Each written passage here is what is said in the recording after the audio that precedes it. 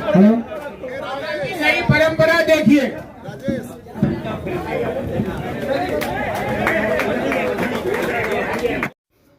Jan Suraaj party के पहले राष्ट्रीय अध्यक्ष बने पूर्णिया के पूर्व सांसद उदय सिंह। इस मौके पर नए राष्ट्रीय अध्यक्ष उदय सिंह ने कहा, जन सुराज पार्टी बिहार के लोगों की पार्टी है। नमस्कार, मैं पंकज कुमार। जन सुराज पार्टी ने अपना राष्ट्रीय अध्यक्ष नियुक्त किया है और पूर्णिया के 2 बार के सांसद रहे उदय सिंह को जन सुराज पार्टी ने अपना राष्ट्रीय अध्यक्ष बनाया है। और इस बार बिहार विधानसभा चुनाव है, उसको लेके अभी से घमासान शुरू है। इस मौके पर जन सुराज के राष्ट्रीय अध्यक्ष उदय सिंह ने कहा, और मैं खास करके ये अपने प्रेस के हमारे जितने साथी हैं उनके लिए कहना चाहता हूं, प्रशांत जी, मनोज भारती जी, आरसीपी सिंह जी, वाईबी गिरी जी, उदय सिंह जी, बाकी हमारे सब साथी, हम बिहार में किसी से लड़ने नहीं आए। हमें किसी से लड़ाई नहीं है। इसको हम लोग गलत तरीके से न पेश करें कि हम जदयू से लड़ेंगे, हम आरजेडी से लड़ेंगे, हम बीजेपी से लड़ेंगे। हम किसी से नहीं लड़ने आए। हम बिहार के जनता के विकास के लिए एक नए विचार को लेकर आए हैं और हमारे विचार को हमारे लोगों के बीच में पहुंचने तक जो भी रुकावटें सामने आएंगी, चाहे वो बीजेपी के रूप में हो या जेडीयू के रूप में हो या आरजेडी के रूप में हो, हम एक एक जन सुराजी ये संकल्प लेते हैं कि हम उनसे टकराएंगे और बिहार की जनता तक अपनी सोच और अपनी बात पहुंचाएंगे।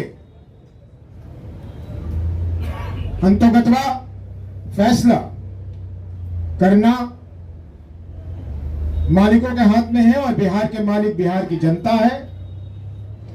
लेकिन मुझे पूर्ण विश्वास है कि जिस तरह से हम लोगों के बीच में रोज पहुंचने का प्रयास कर रहे हैं और उसमें कामयाबी भी हमें मिल रही है कि चुनाव आते आते बिहार में यह स्पष्ट हो जाएगा कि इस बार बिहार के लोग रोटी पलटने की जो नीति आज 35 सालों से चल रही है, कभी ये कभी वो खत्म होगा और बिहार की जनता अपने लिए एक ऐसे लोगों को चुनकर अपने लिए सरकार बनाएगी जो जन सुराज ने जो दृश्य दिखलाया है उसको बिहार की जनता खुद ब खुद साकार करेगी। सर झुकाकर पूरी वफादारी से जो जिम्मेदारी मुझ पे सौंपी गई है, मैं प्रयास करूंगा कि मैं मनोज भारती जी, उनके साथियों को, आरसीपी साहब को और जो लोग हैं उन लोगों को निराश न करूं और कोशिश करूंगा कि जो भी मेरे बारे में कही गई है बातें, उसको मैं जमीन पर उतार कर जन सुराज को मजबूती प्रदान करने में सहयोग करूं। बहुत बहुत धन्यवाद। इस मौके पर प्रशांत किशोर ने कहा, उदय सिंह के आने से जन सुराज पार्टी और मजबूत हुई है। तो मैं हृदय से आप सबका पहले तो धन्यवाद कर रहा हूं कि आप आ रहे हैं। आप कल भी आए थे, आज भी आए हैं। फिर से एक बार आरसीपी साहब का धन्यवाद कि कल इन्होंने जन सुराज के इस कारवां का हिस्सा बनना तय किया है। और उदय जी का हृदय से धन्यवाद कि जन सुराज बनाने में पिछले 2-2.5 बरस के मेरे संघर्ष में हजारों साथियों का सहयोग रहा है, लेकिन उसमें एक बहुत बड़े साथी, बहुत बड़े मेरे बड़े भाई जो रहे हैं, उदय जी का उनका साथ रहा है। आज विधिवत तौर पर, औपचारिक तौर पर ये परिवार का हिस्सा बन रहे हैं, तो स्वाभाविक है, उम्र में भी बड़े हैं, अनुभव में भी बड़े हैं, तो इनको सब लोगों ने मिलकर जन सुराज की जो 150 सदस्यीय कोर कमेटी है उसमें बहुमत से नहीं, सब ने मिलकर एक साथ तय किया कि उदय जी ही इस पार्टी के नेशनल अध्यक्ष, राष्ट्रीय अध्यक्ष, पहले राष्ट्रीय अध्यक्ष होंगे। तो मैं अपनी ओर से, अपने सारे जन सुराज के साथियों की ओर से आपका अभिनंदन करता हूं, स्वागत करता हूं। और जो मंच पर आपने देखा, जो परिचय मुन्ना जी ने कराया, हमारी कोशिश जो पहले थी वही आगे भी रहेगी कि ये मंच और मजबूत होता जाए। इस मंच पर बैठने वाले लोगों की जो ताकत है, उनका जो कैरेक्टर है, यहाँ पर सबसे बड़े कानूनविद इस मंच पर बैठे हैं। यहाँ पर सबसे बड़ी आईएएस और आईपीएस परिवार अगर कोई एक परिवार होगा तो वो उदय जी का परिवार है। जो यहाँ पर अध्यक्ष मनोज भारती जी हैं, शायद मुझे लगता है कि अनुसूचित जाति समाज से इनसे ज्यादा प्रखर एकेडमिक रिकॉर्ड शायद ही किसी का होगा। बगल में आफाक साहब बैठे हुए हैं, उनके बगल में रामबली चंद्रवंशी जी हैं, उनके बगल में आर.के. मिश्रा जी बैठे हुए हैं, जो भी साथी बैठे हैं। प्रशांत किशोर की भूमिका इतनी ही है कि इस मंच पर बैठने वाले लोगों को की संख्या, लेकिन संख्या से भी ज्यादा उनका सामूहिक नेतृत्व की बात कही गई है। सामूहिकता की जो हम लोग बात कहे हैं, उस बात पर हम लोग ईमानदारी से प्रयास करते रहेंगे। प्रशांत किशोर समय के साथ धीरे धीरे इसमें छोटे होते जाएंगे और जो मेरे साथी हैं ये हमसे बड़े होते जाएंगे। मैं हमेशा आपको कहता हूं, हमसे बहुत ज्यादा काबिल लोग, मेरे से बहुत ज्यादा काबिल लोग इस राज्य में हैं, जो इस दल को बेहतर चला सकते हैं, इस राज्य में बेहतर कर सकते हैं। प्रशांत किशोर की भूमिका उसी कुम्हार की रहेगी जो मिट्टी को उठा उठा कर चाक पर डालता रहेगा।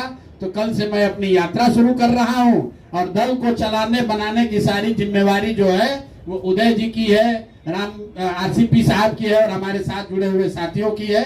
मैं सबका तहे दिल से शुक्रिया अदा कर रहा हूं और आपसे और आपके द्वारा बिहार की जनता से एक ही वादा कर रहा हूं कि जो आपको मैंने विश्वास दिलाया है, जिसको भी चुनकर लाएंगे उसको जैसे दही को मथ के मक्खन निकाला जाता है, वो मक्खन ही निकाल कर लाएंगे। कोशिश यही होगी, मक्खन भी आप निकालते हैं तो उसमें एक दो मक्खी इधर उधर से आ जाता है, कुछ गलती हो सकती है, लेकिन नियत में कोई खोट नहीं है। प्रयास यही है कि बिहार में ऐसा नेतृत्व पैदा किया जाए कि पूरा देश इस बात का संज्ञान ले कि बिहार में इस तरह के लोग भी हैं, इस तरह के लोग भी समाज का नेतृत्व करने वाले हैं।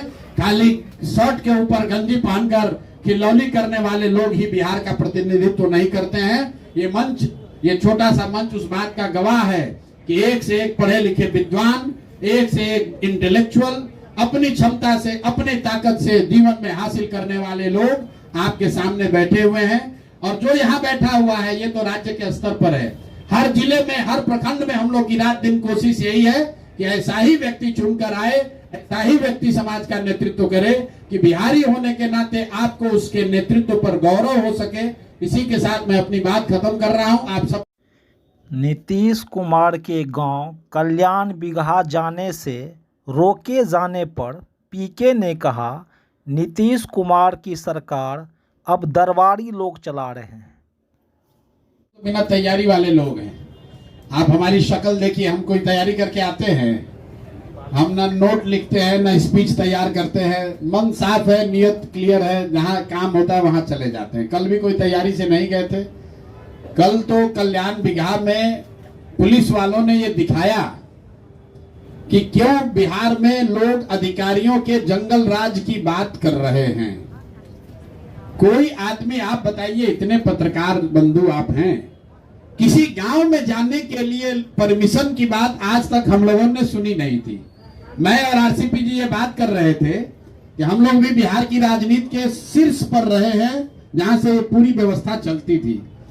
आज तक बिहार में ऐसा नहीं होता था कि किसी दूसरे राजनीतिक दल या नेता को कार्यक्रम न करने दिया जाए। ये नई और ये नीतीश जी का सम्मान है। मैं कह रहा हूं, नीतीश जी नेता के तौर पर कभी उन्होंने ये नहीं किया कि विरोधी दल का नेता कोई कार्यक्रम, राजनीतिक कार्यक्रम न कर सके। ये दिखाता है और हमारी बात को पुख्ता करता है कि नीतीश कुमार इस सरकार को नहीं चला रहे। क्योंकि नीतीश जी का पूरा इतिहास देख लीजिए, 20 साल में नीतीश कुमार ने कभी अपने राजनीतिक विरोधियों का कार्यक्रम नहीं रुकवाया है। अगर ये हो रहा है, चाहे वो मेरा कार्यक्रम हो, आरसीपी जी का कार्यक्रम हो, राहुल गांधी का कार्यक्रम हो, तो ये बताता है कि कहीं ना कहीं कमान और कंट्रोल दोनों नीतीश कुमार के हाथ से चला गया है। और कुछ दरबारी और अधिकारी वो अपनी समझ से वो अन्य, वरना आप समझिए नीतीश कुमार ने कल्याण बिगहा के लिए काम नहीं किया है ये तो कोई नहीं कहेगा। हमने कल कैमरे पर कहा कितना बढ़िया सड़क बनवाए हैं, पेड़ लगवाए हैं। नीतीश कुमार के स्वजातीय, नीतीश कुमार के संबंधी सब उनके गांव में है। कौन नीतीश कुमार का उनके गांव में विरोध करेगा? कोई विरोध नहीं करेगा। उस गांव में हम जाने के लिए कह रहे हैं। हमने ये भी कहा भाई मुझे अकेले जाने दो, तो कहता ना नहीं जा सकते हैं, परमिशन नहीं है। तो ये कोई नेता का डर नहीं है, ये दरबारियों का और अधिकारियों का डर है। और मुझे लगता है कि ये बिहार के लिए ठीक नहीं है। ये नई बिहार में बहुत सारे तरह की समस्या हम लोग के पास है, लेकिन इस तरह की राजनीति कभी बिहार में नहीं हुई है कि अपने प्रतिद्वंदी को, अपने राजनीतिक विरोधी को आप कार्यक्रम न करने दिए। ये नई चीज शुरू हो रही है, ये गलत है। और कहीं ना कहीं इससे ज्यादा नुकसान नीतीश कुमार ही का हो रहा है। अगर हम कल कल्याण बिघा गांव में गए होते तो संभव है कि आप लोग इसका नोटिस भी नहीं लेते। संभव है कि 4 नीतीश कुमार के समर्थक हमारा विरोध भी करते, लेकिन ये बेवकूफ पुलिस वाले रोक के अपना ही मिट्टी पलीत किया। अब पूरे बिहार में लोग बात कर रहे हैं, भाई ऐसा क्या बात है कि प्रशांत किशोर को गांव में नहीं जाने दिया? जरूर कुछ दाल में काला है। तो ये इस तरह के अल्प बुद्धि वाले जब लोग राजनीति के शीर्ष पर रहेंगे तो यही नुकसान होगा। इन्होंने कहा है कि जब नीतीश बाबू अपने पूरे उसमें थे तो कोई भी राजनीतिक कार्यक्रम को उन्होंने कभी नहीं रोका। मैं उदाहरण दे रहा हूँ, 2006 में माले आप जानते हैं, उनकी एक रैली पटना के गांधी मैदान में उन्होंने आयोजित किया था। उस समय के जो चीफ सेक्रेटरी साहब थे GS कंग साहब, उन्होंने आकर के कहा मुख्यमंत्री जी से, साहब ये रैली हम लोग नहीं होने देंगे, ये लोग आएंगे पता नहीं कहां कहां तोड़ फाड़ करेंगे, क्या क्या करेंगे, ये रैली नहीं हम लोग होने देंगे। देखिए नीतीश बाबू की सोच। हम भी थे, हमसे बोले कि बताइए साहब, ये लोग कह रहे रैली नहीं होने दे, हम लोग आए इसे यहाँ कैसे हैं? अगर हम संघर्ष नहीं किए होते, हम रैली नहीं किए होते, हम मीटिंग नहीं किए होते तो आज हम यहाँ थोड़े होते। उन्होंने हमसे कहा कि आप कंग साहब को कहिए कि रैली तो होगी ही, गर्मी का दिन है तो टैंकर पर्याप्त मात्रा में होना चाहिए कि जो लोग रैली में आए उनको पेयजल की सुविधा उपलब्ध हो। ये था नीतीश बाबू की सोच उस समय।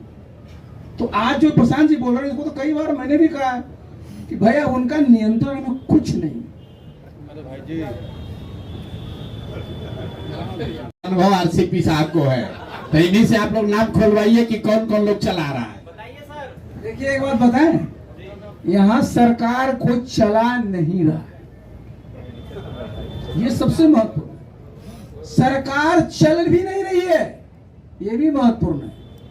हाँ, जिनके बारे में हम कहते हैं कि अवैध कब्जा कर लिए हैं, कल प्रशांत जी कुछ कह रहे थे, अपनी अपनी लोग रोटी सेक रहे हैं, जो न तो उनके हित में है, न बिहार के हित में है, और न नीतीश बाबू के हित में। देखिए जब इस प्रकार की बंदिशें होंगी तो लोकतंत्र, आखिर बिहार की क्या पहचान है? वैशाली गणतंत्र की धरती साहब, क्या लोग बाहर बोलेगा कि राहुल गांधी दरभंगा नहीं जा सकते, प्रशांत जी कल्याण बिघा नहीं जा सकते? तो ये जो चीज है ना, ये अच्छा नहीं। हाँ, ये बहुत बड़ी चुनौती पहली बार बिहार में जो राजनीतिक संस्कृति रही है, इस प्रकार पहले कभी नहीं होता था। और ये जैसे जैसे चुनाव आएगा, जिन लोगों को लगता है कि इस प्रकार की गतिविधि कर करके हम जो भी दल अपनी यहाँ साख बढ़ा रहे हैं, जिनकी क्षमता बढ़ा रहे हैं, उसको रोक पाएंगे तो संभव नहीं है। देखिए कल रोक तो लिया, पूरे बिहार में मैसेज क्या गया? आप दरभंगा में रोक तो लिए, पूरे देश में मैसेज क्या गया? ये तो अपने पैर पर कुल्हाड़ी मारा। और हम लोग यहाँ जितने लोग बैठे हुए, यहाँ कोई जो है नौसिखिया नहीं है, और हम लोग भी प्रशासन के एक नट बोल्ट को जानते हैं, और जितने पदाधिकारी हैं उनको हम भी जानते हैं, हमको भी जानते हैं, प्रशांत जी को जानते हैं, समझे ना? और जितने नेता हैं ना, नाम हम नहीं ले रहे हैं, उनको भी पता है।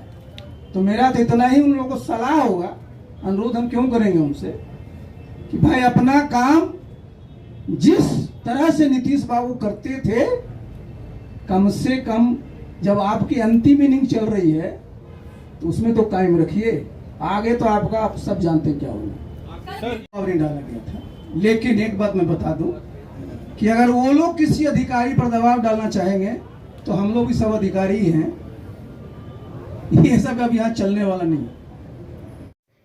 बिहार में शराबबंदी कानून पर जब आरसीपी सिंह से पूछा गया तो उन्होंने कहा, नीतीश कुमार खुद को लोहिया का चेला बताते हैं, लेकिन लोहिया ने ही कहा था खाने पीने पर कानूनी रूप से प्रतिबंध नहीं लगाना चाहिए। पूछा जब मैं नीतीश बाबू के साथ था, आप याद करिए 2010 तक मैं प्रिंसिपल सेक्रेटरी था, वो लागू किए हैं 2016 में। आप पूछ लीजिएगा, तो खैर उनको ये सब याद नहीं होगा। जब लागू किए थे मैंने कहा था कि आप लोग किनके चेले हैं? लोहिया जी।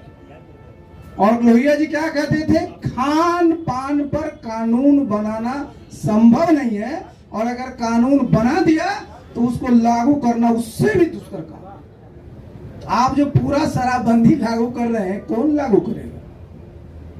हम ही बोले थे।